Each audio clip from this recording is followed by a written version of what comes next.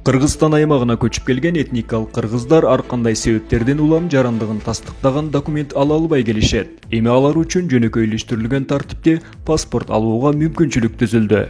Бүгүн 17 август паспорт жана виза департаментинин жетекчиси Эсеналиева Элиза Кыргыз Республикасынын президентинин жаңы убактылуу жарлыгын тааныштыруу үчүн Жергитал жана Мургаптык кыргыздарды кабыл алып, Бишкек шаарындагы Жибек жолу жана Правда көчөлөрүнүн кесилишинде жаңы ачылган калкты тейлөө борборунун атайын бөлүмдөрү менен тааныштырып, атайын семинар өткөрдү. Семинарга Чүй облусундагы райондордун паспорт столдорунун жетекчилери жана жарандык алуу боюнча инспекторлору менен этникалык кыргыздардан өкүлдөрү катышты.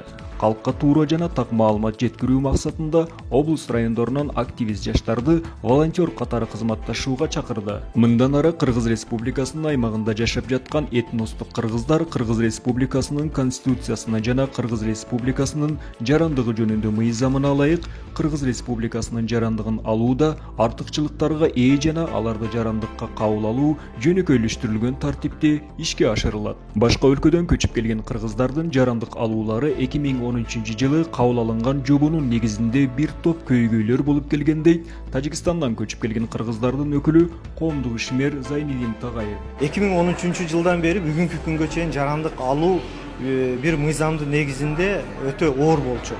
Бүгүнкү күндө президентибиздин убактылуу жарлыгынын негизинде могу жарандарды тейлөө борборунда жакшы бөлмө ачылды. Мындайча айтканда пункт о приеме гражданства.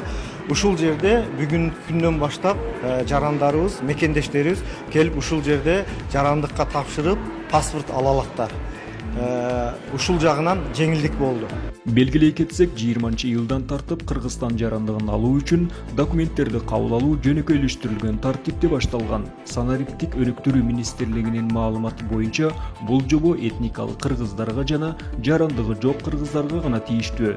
Мындай эреже 2022-жылдын 31 декабрына чейин уланат. Бул убакыттын ичинде этностук кыргыздар документ маселелерин иретке келтирип алса, жеңилдик болот дейт департаменттин жетекчиси.